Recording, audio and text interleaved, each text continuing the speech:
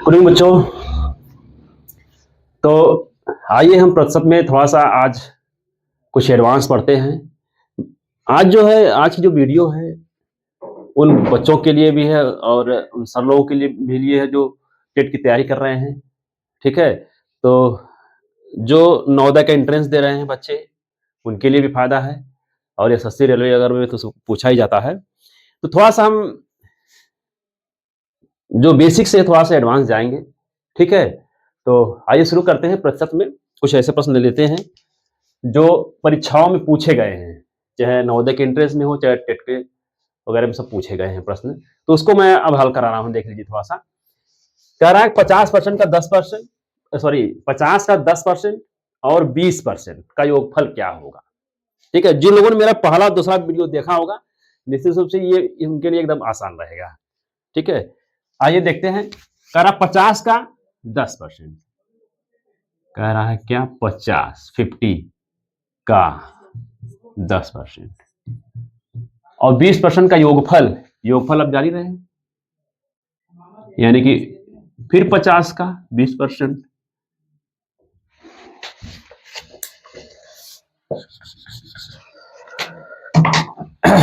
पचास का 20%।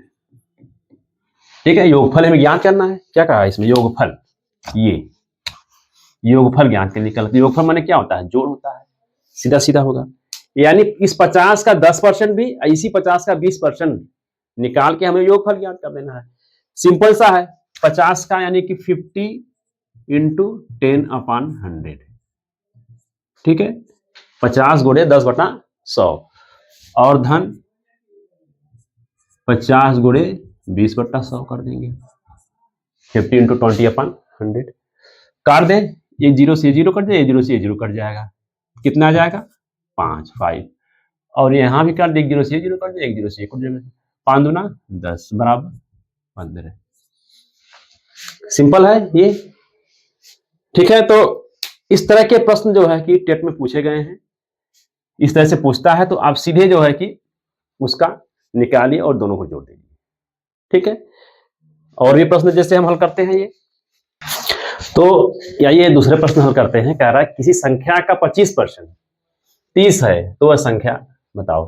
किसी संख्या का, कोई संख्या हो पता नहीं, एक्स वाई जेड कुछ भी हो सकती है, तो मान लेते हैं एक्स, मान लेते हैं उसको।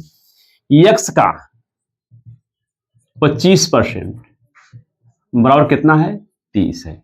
तो एक्स हमें निकाल लेना है। ठीक है, तो एक्स का मतलब गुणा 25/100 कर देंगे हम। 25/100 इज इक्वल टू 30 बराबर 30। अब जब हम इसको निकालेंगे बच्चों, तो क्या करेंगे? x बराबर निकालना हमें। तो x देखिए, एक तरीका ये जान लीजिए कि जब ये x गुणे इधर 25/100 है तो इधर ट्रांसफर हो जाएगा, पक्षांतर हो जाएगा। ठीक है, तो जब पक्षांतर होगा बराबर, तो 25/100 हो तो क्या हो जाएगा? 100/25 हो जाएगा। ठीक है, ये क्या हो जाएगा? 100/25 और ये क्या हो जाएगा? गुणे 30 ऐसे हो जाएगा। ये तो इधर रहेगा ही रहेगा, लेकिन ये क्या हो जाएगा? रिवर्स हो जाएगा। तो अब इसको हम काट दें।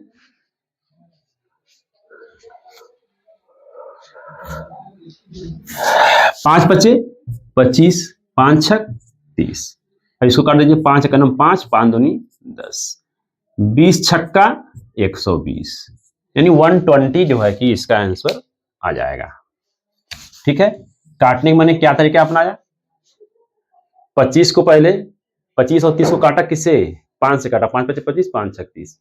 फिर जो 5 आया था इससे काट दीजिए। 5 दूनी 10, 1 0 हो जाएगा, यानी कि 20 5 100 होता ही होता है। तो 20 छक्का 120, ये आपका क्या हो जाएगा? आंसर हो जाएगा। तो इस तरह के कुछ और भी प्रश्न पूछे गए हैं। जैसे मान लीजिए मैं एक और प्रश्न यहाँ पे हल करा रहा हूं। देखिए, ये कहा गया है कि P का P परसेंट बराबर 36 है, तो P का हमें मान निकालना है। ठीक है, यानी कि P का P परसेंट बराबर 36 है, तो हमें P का मान निकालना है। एकदम आसान है। देखिए, P गुणे P/100 हो जाएगा। P परसेंट का मतलब क्या हो जाएगा? बटा 100। ये हो जाएगा 36।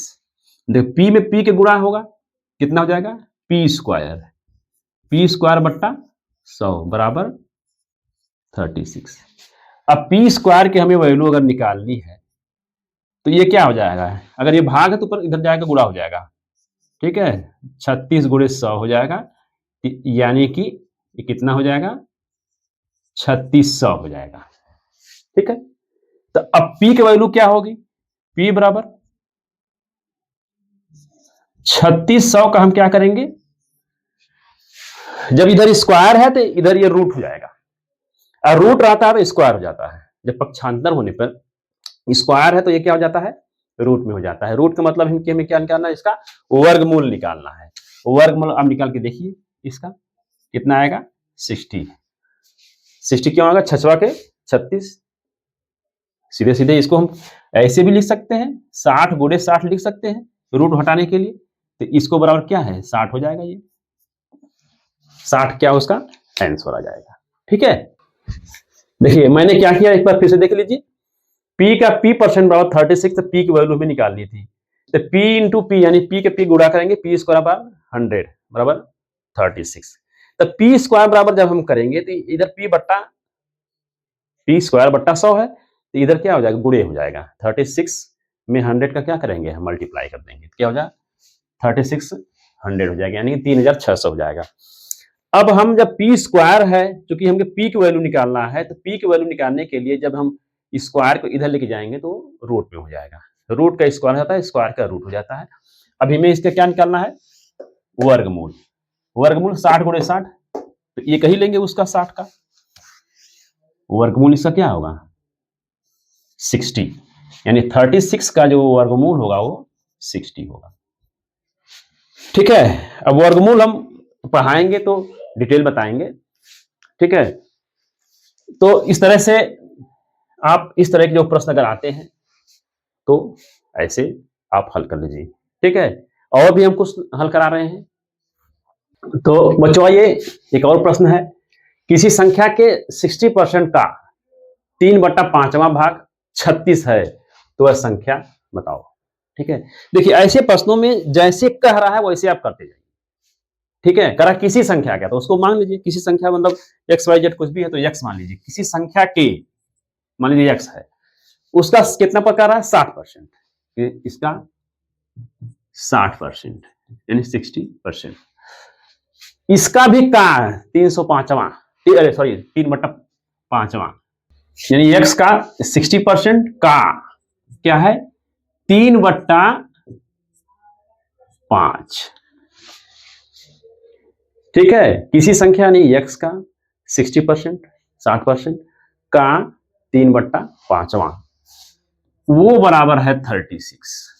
बस इसी को हल करना है आपको, है जो कह रहा है बस उतना ही लिखते जाइए। X का मतलब गुणा हो जाएगा, 60% बताया था मैं 60/100 हो जाएगा, ये गुणे 3/5 बराबर क्या है 36। हल कर लीजिए इसको, आसान है। आप अब X की वैल्यू हमें निकालना है, तो X की वैल्यू निकालने के लिए क्या करेंगे हम, जो 60/100 है तो उधर हो जाएगा क्या हो जाएगा 100/60 हो जाएगा, 3/5 है तो कितना हो जाएगा 5/3 हो जाएगा, ठीक है। तो हम इसको पक्षांतर कर लेते हैं बराबर करके, ये 100/60 हो जाएगा गुणे 3/5 है तो 5/3 हो जाएगा, ये गुणे 36, ठीक। ये तो वही रहेगा, इसमें कोई परिवर्तन नहीं होगा क्योंकि ये बराबर के बाद है, ठीक है। तो अब इसको हम काटेंगे, काटने पे क्या आएगा, देखिए एक 0 से 0 कट जाएगा, ये कोई दिक्कत नहीं है। 6 से काट दीजिए, 6 के 36, मैं बता क्रॉस में भी काट सकते हैं, ऊपर नीचे भी काट सकते हैं, ठीक है। अब क्या बचा 3, 3 1 3, 3 2 6, कोई दिक्कत नहीं है, काट के बराबर कर लीजिए। अब सबको गुणा करना पड़ेगा, गुणे में क्या है आप देख लीजिए, 10 गुणे 5 गुणे 2, ये तो हुआ 10 गुणे 5 गुणे 2 बराबर कितना आ जाएगा 10 × 5 = 50, अब 50 में 2 गुणा करेंगे कितना आएगा 100, यानी कि इसका आंसर कितना आ जाएगा 100, ठीक है। ये उसका आंसर हो जाएगा बच्चों। तो इस तरह के जो प्रश्न है जो थोड़ा सा टेक्निकल है, इसलिए नवोदय के एंट्रेंस में, टेट में तो बहुत कई बार ऐसे प्रश्न पूछे गए हैं। तो इसको, इस तरह के प्रश्नों को आप प्रैक्टिस कर लीजिए, ठीक है? और आसान है। जब भी देखिए इधर का होता है, इसका मतलब गुणा होता है। जब हम पक्षांतर करते हैं, तो जो गुणा अगर है तो भाग हो जाता है, जोड़ होता है तो घटाना हो जाता है, घटाना है तो जोड़ हो जाता है, ठीक है? इस तरह से बदल जाता है वो। अब यहाँ पे क्या था, बट्टे में था, 60/100 था, 3/5 है, तो ये रिवर्स हो जाएगा, यानी 100/60 हो जाएगा, 5/3 हो जाएगा। ये तो वही है, काटना आपका काम है, काटने की प्रैक्टिस करना होगा आपको, और एकदम आसान हो जाएगा ये प्रतिशत। इस तरह के प्रश्न आप खूब सारा प्रैक्टिस करिए ठंड में बैठ करके रजाई में, और फिर हम नेक्स्ट वीडियो में कुछ और भी अच्छे प्रश्नों के साथ मिलेंगे, और मैं उसमें कुछ ट्रिक भी बताऊंगा आपको कि कैसे जल्दी से उसको हल करना है। इसमें ट्रिक की कोई आवश्यकता नहीं है, क्योंकि ये कॉन्सेप्चुअल है, ठीक है? अब बहुत ट्रिक में परेशान नहीं होना है कि हर प्रश्न पे हमको ट्रिक मिले। ट्रिक में क्या है कि इतना आप ट्रिक का फॉर्मूला याद करेंगे तो उसमें भी उलझन हो जाएगा आपको। तो उसको कॉन्सेप्ट सीखिए और आराम से सेकंडों में आएगा उत्तर, ठीक है? तब तक हम नेक्स्ट वीडियो में मिलते हैं। धन्यवाद।